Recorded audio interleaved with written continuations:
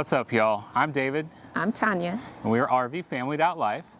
We've lived in our RV for 2 years with our daughters, Kaylin and Kira, our dog, Daisy, and our cat, Skittle. We travel the country to bring y'all videos showing you what it's like to live full-time in an RV with a family. So being that we've already lived in the RV for 2 years, we've already encountered our fair share of changes along the way. We were supposed to go caravanning, or what's the word? Not caravan. That's the word. What's the word? Yeah. We were supposed to go caravanning with our friends through a part of the country, and we made all of our plans to do that. And then our friends began to encounter some issues with their RV that led them down the path to stopping the RV life. They quit the RV life. Now, granted, them going a different direction with their life is not necessarily our fault. It's not our problem, but it can have an impact on us. And it did. It did have an impact on us. It was tough to deal with trying to live this RV life with friends, and then friends deciding to quit the RV life. And at the time that they were quitting, they weren't the only ones quitting. We were seeing other people quit. We're seeing some of the bigger YouTube channels like Family of Nomads have come off the road. Or on Instagram, was it Oils and Grace Tribes? They'd been on the road with their big family for several years, and they came off the road. And now also even RV Miles, who they still do a great job bringing news and whatnot about RVs, but it was time for them to come off the road and not be full-time on the road for various reasons. When you're a family living in an RV, it's not just this guy and that girl. There's more people involved that something may happen, something may change, and it'd be a reason why you need to come off the road. But this video isn't so much about pointing fingers and saying all these people are coming off the road. This video is about how you cope with it, how you deal with it. Because for us, we came on the road and we started living full-time in the RV, and we're like, yes, we've arrived. And then we encountered these hurdles where people are coming off the road, and I took it hard.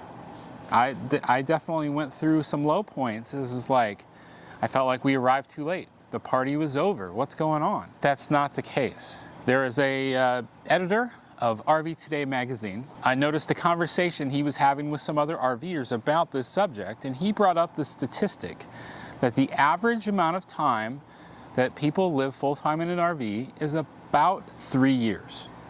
Now, that's the total average. There's people that have been doing it for 20 plus years. There's some people that only do it for 1 year.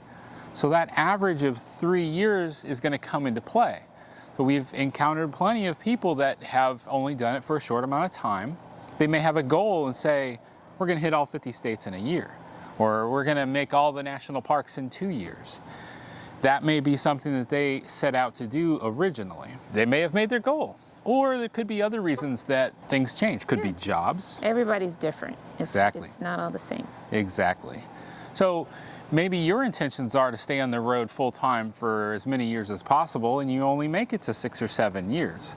You did the best you can. And you're not going to be able to sit there and say for certain that when it's time to come off the road, you can't control every factor. I think there is another channel I didn't bring up to you that I've enjoyed watching their videos. It's called Venturesome Couple, and they just got the news that the husband has to go back to the office.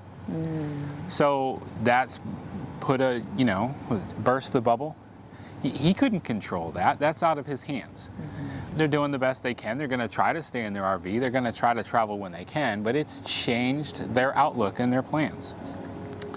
Even when we came to this park that we're at right now, Kira had become best friends with a boy that was here and that had every intentions of being back here again. Unfortunately, they had some things happen to their RV, and the family decided they've done it for 4 years, and they decided to just go ahead and call it quits. They went back and got a home back in the area where they originally were living before they joined the RV life. They were like, we've done it. We consider it a mission accomplished. It's not a failure. They feel like they did what they set out to do, and they're ready to move on to the next adventure of going back to a house, because that can be an adventure. Now, our friends that we were planning to travel with, they had been doing it for 6 years. So once again, I mean, that's a total success in my book. Yeah, and they were actually the reason why we started on the road in the first place. That is correct. They had an impact on getting us from being weekenders to being full-time, because they showed us the possibilities of this lifestyle. We're still friends. We still love them. And we're just bummed that we don't get to have more adventures on the road. But we're thankful for the time that we did get to spend with them. Yes. Just be mindful of that as you're seeing all these people saying, oh, everybody's quitting. It's not everybody, but some people are quitting. And the best way for you to deal with that is to know and understand that not everybody is quitting. There are more coming on the road. You've got some more people that may do it for a year, may do it for 3 years, and you want to have your ways of finding your community, being prepared to make those adjustments. We've got our best friends coming here soon, and we're looking forward to hanging out with them, and they may all of a sudden say, hey, we've decided this lifestyle is not for us. Sure, it will still hurt a little bit if we hear that again, but I think we've learned our lessons on how to be a little bit more flexible in understanding that there are more friends out there. Because not only have we been in this life 2 years and realized the low points of losing friends off of this lifestyle, we've also met a lot of new friends. A lot. Yes, community, it's out there. You just have to find it. Exactly. Pick up those places that you want to go. Go to the places that have a lot of families. Or, you know, maybe you're watching this and you're not traveling with the kids. There's a lot of parks out there too that have just couples that are going to hang out and sitting by campfires and chatting and getting to know each other. One of the things that Corey and Jesse of Finding Our Someday said to me when I was sad and upset when people had canceled coming to stay with us, they said, get outside of your RV, go make that campfire and sit outside, and go cook some meat. You will be shocked at the amount of people that will just walk right up to you and start talking. Yeah. And it was kind of creepy because I'm looking out the window like, where are they? How do they know I'm sitting inside? That is true. You get outside, you just make some bacon on your Blackstone, and next thing you know, people will just be walking right up to you to chat. You'll be making all kinds of new friends. There are more friends out there. Yes. Don't let it get you down when people are quitting the RV life, because there's always going to be people quitting, and there's always going to be people starting. You got anything else to add? No, that's it. Did I cover it? Did I do it well? You did great. We didn't want this video to be a drag. We didn't want this video to try to influence you to not join the RV life. That was not the point. The point of this video is to help you deal with the changes that come along the way.